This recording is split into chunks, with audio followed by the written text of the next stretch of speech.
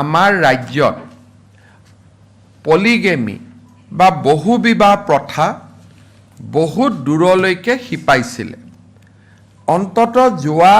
কেইটামান দিনত uniform civil কোডৰ আইন প্ৰণয়ন হোৱাৰ পিছত মই য'তেই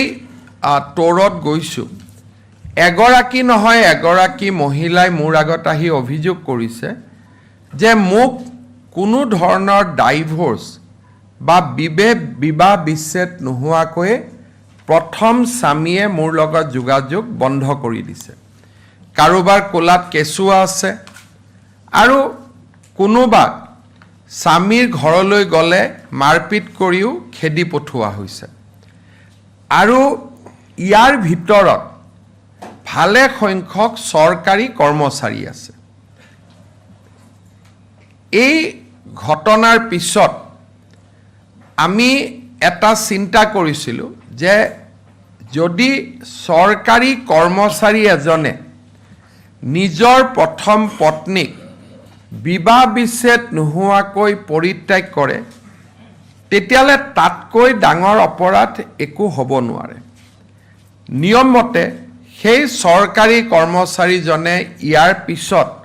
চৰকাৰী চাকৰিত থকাৰো অধিকাৰ হেৰুৱাই পেলায় কিন্তু এই অভিযোগবিলাকৰ তদন্ত নোহোৱাকৈ বা ডিপাৰ্টমেণ্টেল প্ৰচিডিং নোহোৱাকৈ এজন ব্যক্তিক চৰকাৰী চাকৰিৰ পৰা আমি গুচাই বুলি ক'লে গুচাব নোৱাৰোঁ সেইকাৰণে আমি এটা নতুন সিদ্ধান্ত লৈছোঁ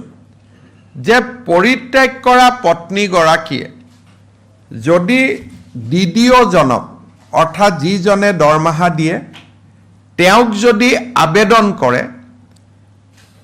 তেওঁৰ দৰমহাৰ 20% ইনক্লুডিং DA এইটো নহয় যে বেসিক স্যালাৰি সম্পূৰ্ণ দৰমহাৰ 20% পৰিত্যাগ কৰা পত্নীগৰাকীৰ একাউণ্টলৈকে ট্ৰান্সফাৰ কৰি দিব কেছু চলি থাকিব প্ৰচিডিংও চলি থাকিব সমান্তৰালভাৱে মহিলাগৰাকীয়ে 20% দৰমহাৰ ধন লাভ কৰিব যাতে তেওঁলোকে এটা জীৱন এটা আৰম্ভ কৰিব পাৰে আজি আমাৰ চৰকাৰী কৰ্মচাৰীৰ এভাৰেজ দৰমহা 50,000 প্লাস ইন এণ্ড এৰাউণ্ড গতিকে লগে লগে অন্তত মাহত 10-12,000 টকা সেই পত্নীগৰাকীয়ে পৰিত্যাগ পত্নীগৰাকীয়ে লাভ কৰিব পাৰিব আৰু ইমানতে শেষ হৈ নাযায় কৰ্মচাৰীজনৰ ওপৰত ডিপাৰ্টমেণ্টেল প্ৰচিডিংও আৰম্ভ হ'ব সমান্তৰালভাৱে ভাৰতৰ কোনো ৰাজ্যত এতিয়ালৈকে পলিগেমি বা বহুবিবাহৰ বিৰুদ্ধে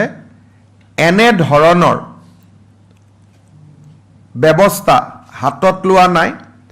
আমি অসমে প্ৰথম আৰম্ভ কৰিছিলোঁ যে কোনোবা সন্তানে যদি চৰকাৰী কৰ্মচাৰী সন্তানে যদি নিজৰ পিতৃ মাতৃক কষ্ট দিয়ে টকা পইচা নিদিয়ে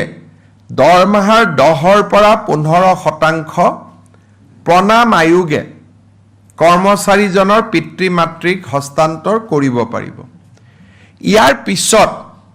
কিছু সংখ্যক এনে ব্যৱস্থা লোৱাৰ পিছত এতিয়া চৰকাৰী কৰ্মচাৰীৰ বিৰুদ্ধে এনে অভিযোগ প্ৰায় নোহোৱা হৈছে মই ভাবো যে আজি আমাৰ ৰাজ্য চৰকাৰে যেটো সিদ্ধান্ত লৈছে ইউ আমাৰ আই মাতৃসকলক সুৰক্ষা দিয়াত এক ডাঙৰ পদক্ষেপ হিচাপে থিয় দিব